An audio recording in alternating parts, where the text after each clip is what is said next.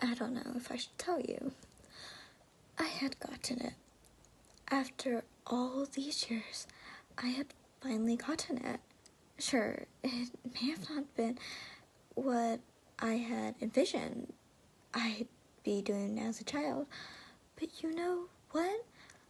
After nearly a decade of early morning failed investments and scoping by Tom, it was an achievement worth celebrating.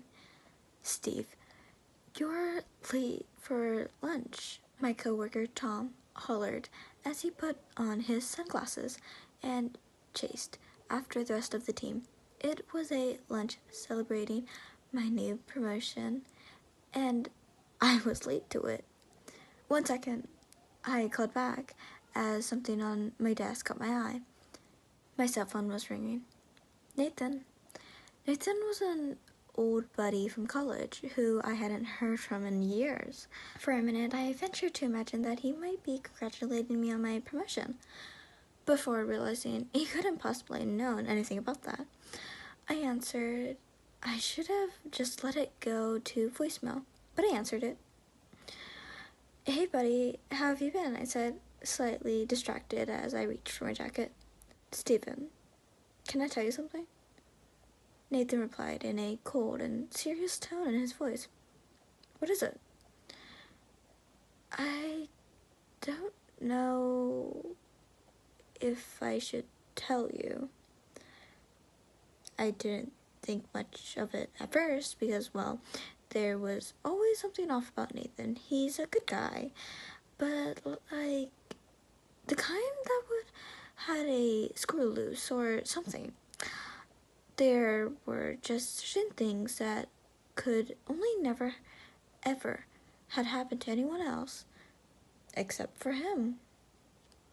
Well, that's up to you, I guess, I said, not knowing quite how to respond. Hope you've been well, though. The thing is, if I tell you, it was starting to be a bit weird, so I decided to cut him off. Hey man, I actually have to run to lunch, you know what? Maybe you shouldn't tell me. Okay. Yeah, I gotta go. But before I could even wish him a final farewell, he had hung up. A few hours later, I was on my train home, thinking back on the rare, perfect day. Even Tom was nice to me, I thought to myself, something that had never happened before on my slow crawl to the New York white-collar ladder. Things are looking up. But before I could continue to brass in a bunch needed when I was interrupted by a small vibration in my pocket. Nathan again.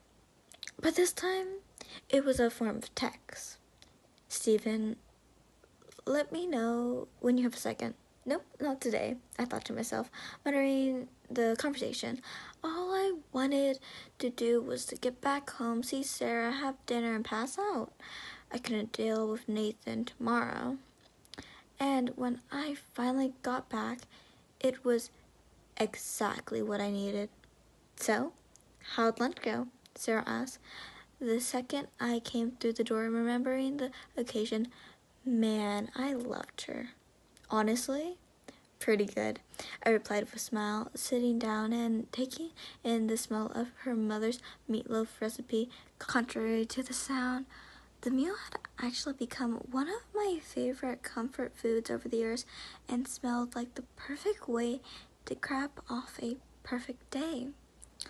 That night, as we laid in bed watching another trash reality TV show, Sarah passed out beside me and I began to think how lucky I was.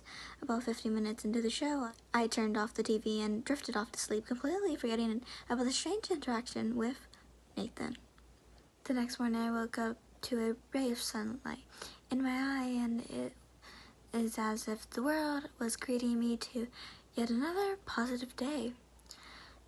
That is, until I looked over to my phone, lying on the table beside me. 11 missed calls. What the fuck, Nathan? I thought to myself as all I hoped for the day felt like they were just slapped me down. I'd call him when I get to the office. But an hour later, when I sat on the train, I was waiting for the end and seemingly countless commute.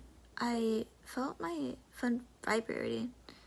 Seriously, Nathan? You know what? Fine, I mumbled to myself as I pulled out my phone out of my pocket. Nathan, what the fuck? 11? 12 calls? I called out loud as all the other passengers looked up. What the hell's the matter with you? I was never the type to share my business on the train, but I had to put this to a stop. Now. Stephen, I really need to tell you, he sputtered out frantically. All right, just tell me. There was a brief pause as I looked up and saw a brief dozen strangers just staring over at me. No, you were right. We can't do this over the phone. Listen, I have to ask as a friend, is everything okay? Are you okay? But all he said was, meet me after work tonight, Angry Donkey, before hanging up. Angry Donkey was a name of a old watering hole that we used to frequently right after college. A place with great memories, where we had spent more hours and dollars than I can care to count. While part of me liked the idea of seeing the place again, I found Nathan's cryptic behavior to be too annoying to reward for a meeting. No thanks, I said to myself as things on the train returned to normal. The conversation had been a bit unsettling, but I simply thought I'll just get lost in the day of work. Be careful what you wish for. First day after your promotion and you're already late, Tom snickered. Before I could even attempt to explain my morning, he had walked away. The rest of the day was rough as I'd ever had. Turns out that just a small bump with pay comes with a lot of unfair level of responsibility, and of all the bonds in the company's expense portfolio, as oil leak in the Gulf had to strike mine, cause its price to plummet. Deal with this now, Tom commanded as I slumped in my chair, exhausted by just the idea of what lay ahead. I ended up working later than I wanted, but succeeding in forgetting about Nathan. That is, into the train ride home, when during a complete absence of thought, my mind went back to him. For some reason. What could this all be about?